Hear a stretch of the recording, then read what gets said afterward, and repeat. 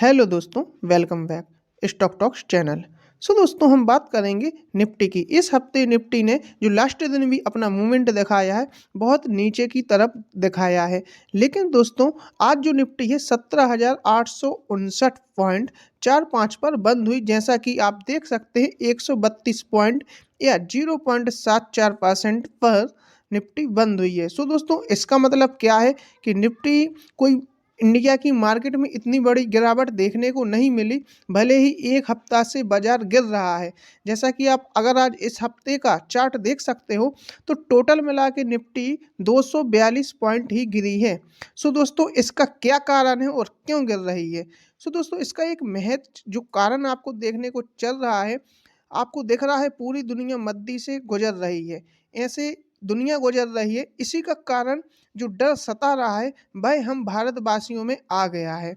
लेकिन हम भारतवासी में नहीं, यह पूरा का पूरा डर फॉरेन इन्वेस्टर को आ रहा है। उसी के साथ साथ धीरे धीरे डोमेस्टिक को भी यह डर आ रहा है। इसीलिए इनने पूरे हफ्ते फॉरेन ने जिस प्रकार का माल बेचा है, आपको हमने पूरे वीडियो में हर वीडियो में इस हफ्ते का जो वीडियो दिया है, पूरे हफ्ते में जो फॉरेन ने माल बेचा है पूरा सेलिंग किया है, बहुत तेज़ी से सेलिंग कर रहे हैं। सिर्फ़ और सिर्फ इसका कुछ कारण यह हो सकता है कि कई कंपनी ने जो अभी Q3 के नंबर आना है, तो उसमें होता क्या है, एक प्री बजट आ जाता है। पहले उसके बारे में रेवेन्यू बता देते हैं, तो वह रेवेन्यू क्या हो रहा है, बढ़ के तो आ रहा है। रेवेन्यू हर कंपनी का, डीमार्ट का हो चाहे बजाज फिनसर्व का हो, आया तो बढ़ के है, लेकिन जिस हिसाब से इनकी लिमिट थी, जैसे कि आना था 1 लाख तो वह आया है 80,000। इस कारण एग्जाम्पल की तौर आपको बता रहे हैं, इस कारण से फॉरेन में कुछ डर पैदा हो रहा है, उसी के साथ साथ डोमेस्टिक में हो रहा है। और इसके साथ कहीं ना कहीं हमारा रिटेल इन्वेस्टर जो पब्लिक होती है, हम और आप इसमें सहमे हुए हैं। लेकिन आप यही समझिए, अगर आप एक इन्वेस्टर हैं तो इंडिया कंट्री में जो अपॉर्चुनिटी आपको देखने को मिल रही है, इससे अच्छा मौका आपको कभी नहीं देखने को मिल सकता है। ओके दोस्तों, ऐसे मौके भी 20-20 साल में, सदियों में ही आते हैं। अगर इसको आप अच्छे से देखिए क्या होता है, अगर जो इसमें बिगिनर हैं, बिगिनर की अगर हम बात करें दोस्तों, आप एग्जाम्पल से सिर्फ समझ सकते हैं। बिगिनर हैं तो वो करीब 1 साल या 2 साल से मार्केट में टिके हुए हैं, तो आपको माहौल देखने को मिल रहा होगा हमेशा 1-2 साल से नेगेटिविटी।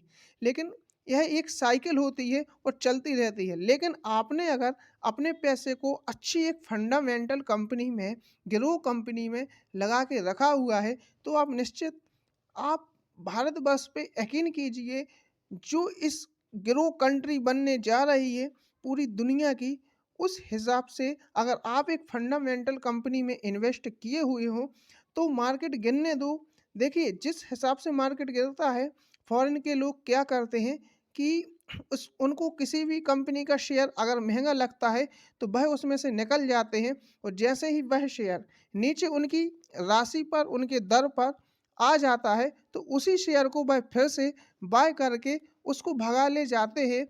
और इससे पूरी की पूरी जो निराशी जायज़ा होती है, वह सिर्फ रिटेल पब्लिक को हो जाती है। इसका बेनिफिट हम छोटे निवेशक, बिगिनर, नए निवेशक जो मार्केट में अभी आते हैं, तो वह निराश हो जाते हैं और फंस जाते हैं इस चाल में। इस कारण हम छोटे निवेशक का पैसा बनना बहुत मुश्किल से बन पाता है। दोस्तों अब देखते हैं इस हफ्ते का पूरा फॉरेन का एफआईआई का और डोमेस्टिक डीआईआई का डाटा। दोस्तों चलते हैं इस डाटा के पास। दोस्तों सबसे पहले हम बात करते हैं एफआईआई की, फॉरेन इन्वेस्टर की। तो आप देख सकते हैं फॉरेन इन्वेस्टर का इस पूरे हफ्ते का वीकली का चार्ट आप अच्छे से समझ सके होंगे अगर आप हमारी डेली वीडियो देखते हो। दोस्तों देखिए, आप बहुत अच्छे से इस चीज़ को अगर समझ गए तो मार्केट में आप 50% पास हो चुके हैं।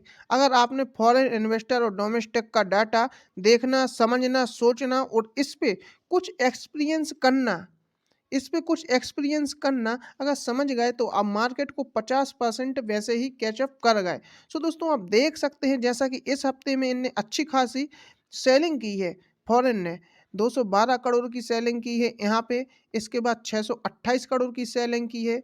इसके बाद 2620 करोड़ की सेलिंग की है और यहाँ पर 1449 करोड़ की सेलिंग की है। और इसके साथ लास्ट दिन, हफ्ते का लास्ट दिन जो इनने सेलिंग की है, सबसे बड़ी सेलिंग की है 2902 करोड़ की सेलिंग।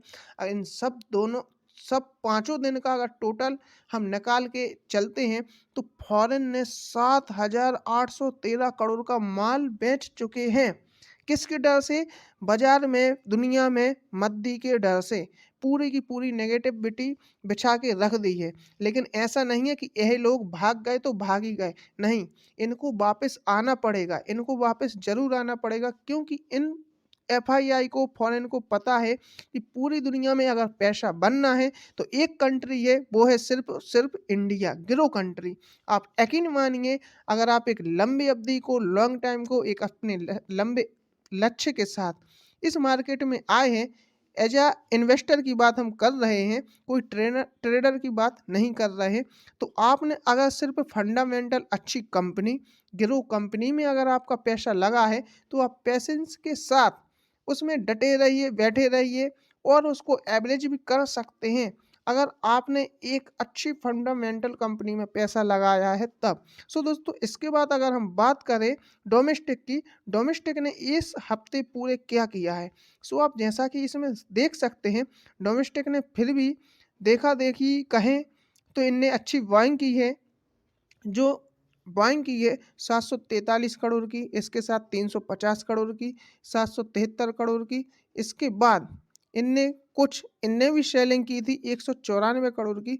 और जो हफ्ते के लास्ट दिन सेलिंग हुई है, बाय हुई है, उसके बाद इनने अच्छी बाइंग की है 1083 करोड़ की। लेकिन जिस हिसाब से बाइंग किसने की थी, सेलिंग किसने की थी, एफ फॉरेन ने दोस्तों, सॉरी, फॉरेन ने जो सेलिंग की थी 2,902 करोड़, तो डोमेस्टिक ने 1083 करोड़ का माल खरीदा है। बाकी का पूरा माल किसने लिया होगा, यह तो आप अच्छे से जानते हैं, तो पब्लिक ने। बहुत अच्छे से इस वीडियो को समझिएगा दोस्तों, पब्लिक ने लिया है। लेकिन अब हमें पैनिक नहीं होना है। अगर हम पैनिक होते हैं तो अगर नीचे की रेट पे जो माल होता है भाई, फिर से फॉरेन इन्वेस्टर खरीद के ले जाते हैं और यह गेम, यह चक्र पूरे समय चलता रहता है। इसको हम इन्वेस्टर नहीं समझ पाते। इसी में हमारी वेल्थ बनती है कि अगर हमने अच्छी ग्रो कंपनी में पैसा लगा दिया है, तो अगर पैसा लगा दिया है तो उस बिजनेस पे छोड़ दीजिए। यकीन के साथ कह रहे हैं कि आपका पैसा लंबी अवधि में, लॉन्ग टाइम में, 2 साल नहीं तो 5 साल, 5 साल नहीं 10 साल, 10 नहीं 15 साल, इतना ज़बरदस्त रिटर्न बनेगा कि आप इस रिटर्न को देख नहीं सकेंगे। लेकिन दोस्तों, अगर आप मार्केट में बिगनर हो, नए हो, सो दोस्तों आपको पर डे पूरे शेयर मार्केट की न्यूज़ पर अपडेट रहना पड़ेगा।